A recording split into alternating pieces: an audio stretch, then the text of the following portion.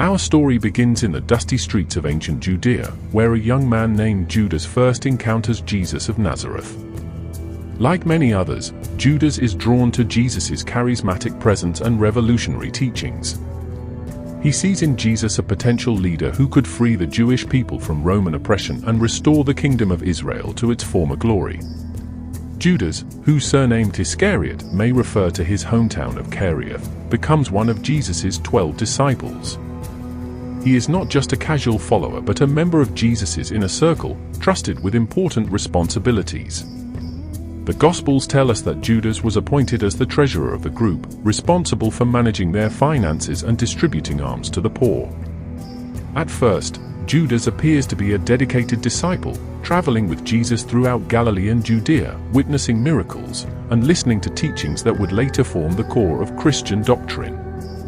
He is present at pivotal moments in Jesus' ministry, such as the feeding of the 5,000 and the Sermon on the Mount.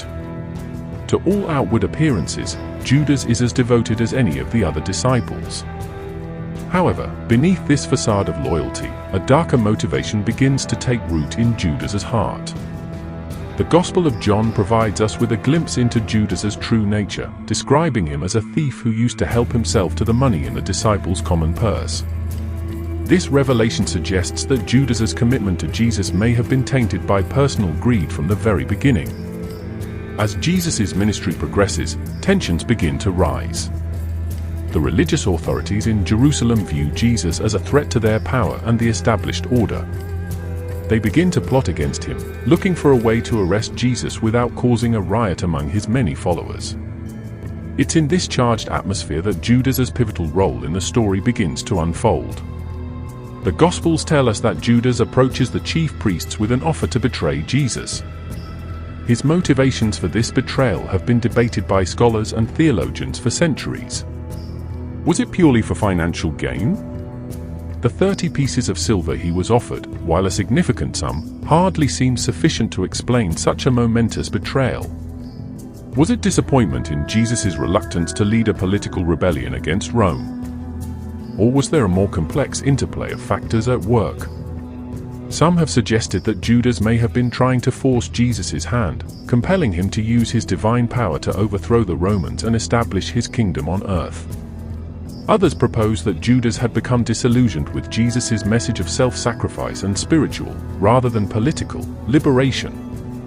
Whatever his reasons, Judas's decision sets in motion a chain of events that will lead to Jesus' arrest, trial, and crucifixion. The moment of betrayal, as described in the Gospels, is a poignant and dramatic scene. In the Garden of Gethsemane, under cover of darkness, Judas approaches Jesus with a contingent of armed men.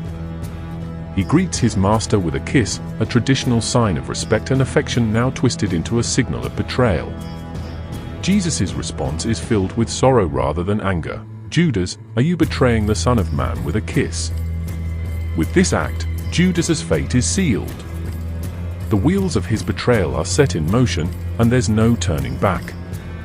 Jesus is arrested and taken away to face trial before the Sanhedrin, the Jewish religious court.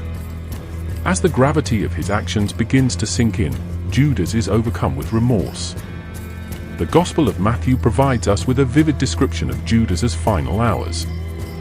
Realizing the terrible consequences of his betrayal, Judas attempts to return the 30 pieces of silver to the chief priests and elders. "I have sinned," he declares, "for I have betrayed innocent blood." But it's too late. The religious leaders, having achieved their goal, dismiss Judas's change of heart with callous indifference. "What is that to us?" "That's your responsibility." Consumed by guilt and despair, Judas takes his own life. Matthew tells us that he hangs himself, while the book of Acts provides a more graphic account, stating that Judas fell headlong and burst open in the middle, with all his bowels gushing out. These differing accounts have led to much speculation and attempts at harmonization by biblical scholars. The tragic end of Judas serves as a stark warning about the destructive power of greed and the terrible consequences of betrayal. His story is a cautionary tale about the dangers of allowing our baser instincts to override our moral compass and the devastating effects of prioritizing personal gain over loyalty and integrity. But Judas's story also raises profound questions about the nature of free will, predestination, and divine foreknowledge.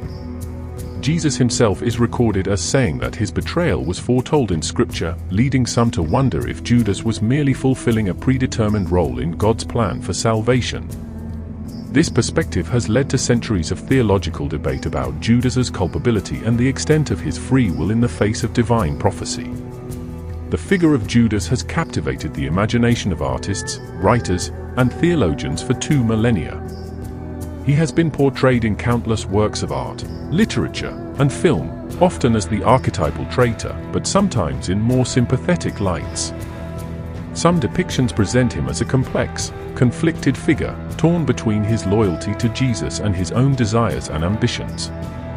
In recent years, there has been renewed interest in understanding Judas's motivations and reassessing his role in the gospel narrative. Some scholars have suggested that Judas may have been acting out of a misguided attempt to force Jesus to declare himself as the Messiah and lead a rebellion against Rome. Others have proposed that Judas's betrayal was necessary for the fulfillment of God's plan of salvation through Jesus' death and resurrection. The discovery of the Gospel of Judas in the 1970s, a Gnostic text dating back to the 2nd century AD, has added another layer of complexity to our understanding of Judas. This controversial document presents Judas in a more positive light, suggesting that he was Jesus' most trusted disciple and that his betrayal was carried out at Jesus' request.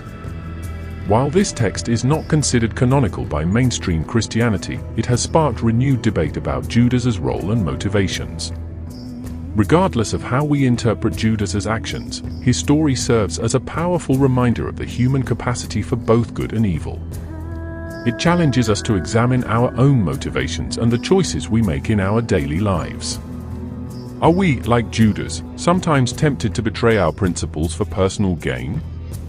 Do we allow greed or ambition to cloud our judgment and lead us astray?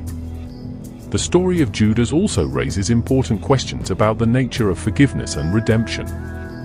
While Christian tradition has generally viewed Judas's fate as sealed by his betrayal and subsequent suicide, some theologians have argued for the possibility of posthumous forgiveness for Judas. They point to Jesus' words on the cross, "Father, forgive them, for they know not what they do," as potentially extending even to Judas. This perspective invites us to consider the boundless nature of divine mercy and the possibility of redemption even for those who have committed the gravest of sins. It challenges us to extend compassion and understanding to those who have fallen short, recognizing our own capacity for error and the universal need for forgiveness. At the same time, Judas's story serves as a stark reminder of the weight of our choices and the far-reaching consequences of our actions. It underscores the importance of integrity, loyalty, and staying true to our values, even in the face of temptation or personal gain. The betrayal of Jesus by Judas is a pivotal moment in the gospel narrative, setting in motion the events that lead to Jesus' crucifixion and, in Christian theology, the redemption of humanity.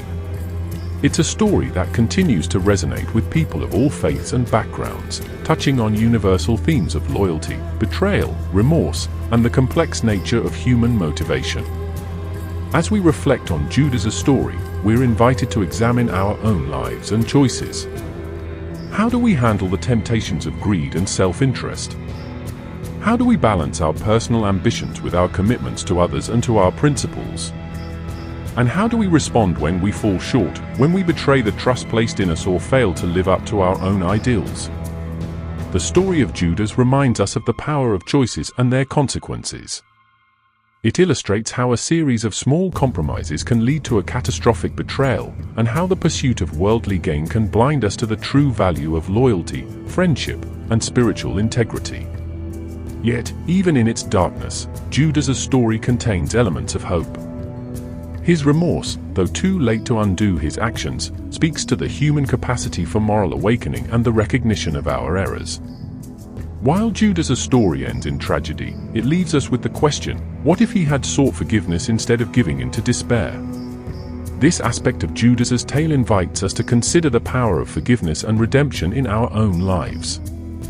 How often do we allow past mistakes to define us, rather than seeing them as opportunities for growth and transformation? Judas's failure to seek forgiveness serves as a poignant reminder of the importance of humility, repentance, and the courage to face the consequences of our actions. The complex figure of Judas also challenges us to examine our judgments of others. It's easy to vilify Judas, to see him as irredeemably evil. But his story invites us to look deeper, to consider the mix of motivations, weaknesses, and circumstances that can lead someone to betray their principles. This doesn't excuse Judas's actions, but it does remind us of the complexity of human nature and the danger of oversimplified moral judgments. In many ways, Judas serves as a mirror, reflecting back to us our own capacity for both good and evil. His story reminds us that even those closest to holiness can fall, and that none of us are immune to the temptations of greed, ambition, or misguided loyalty. It calls us to constant vigilance over our own hearts and actions. The story of Judas also raises profound questions about the nature of destiny and free will. If Jesus' betrayal was prophesied, was Judas merely fulfilling a predetermined role? Or did he have the freedom to choose differently? These questions touch on deep philosophical and theological debates about the nature of human freedom and divine foreknowledge. Some interpret Judas's role as that of a tragic figure, almost a co-participant in the divine plan of salvation. From this perspective, Judas's betrayal, while morally wrong, was a necessary step in God's plan for the redemption of humanity through Jesus' death and resurrection. This view doesn't absolve Judas of responsibility but sees his actions as part of a larger cosmic drama. Others maintain that Judas had full freedom of choice and bears full responsibility for his actions. They argue that divine foreknowledge doesn't negate human free will, and that Judas's betrayal, while foreseen by God, was still the result of his own choices. These differing interpretations highlight the complexity of Judas's story and its resistance to simple moral lessons.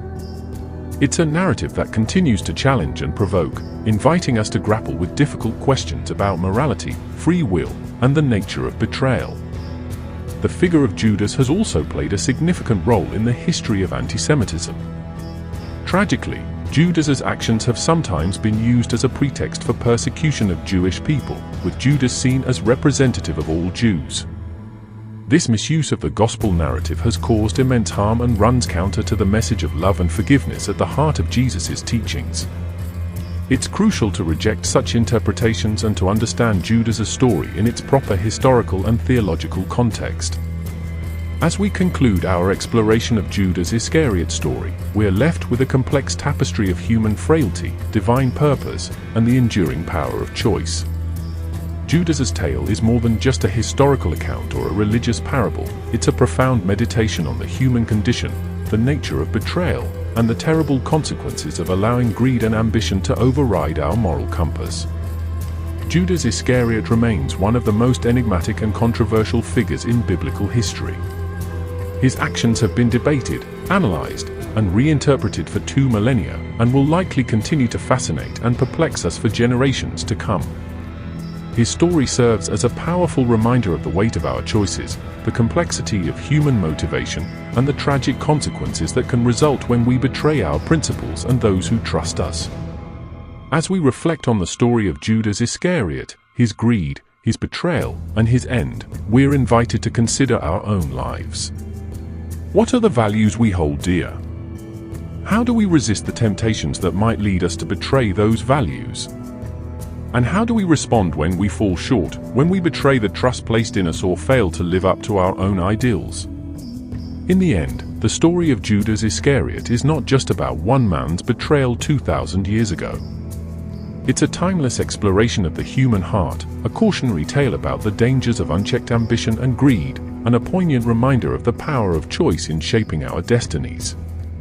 May we learn from Judas's tragic example, striving always to choose wisdom over folly, integrity over expedience, and love over self-interest.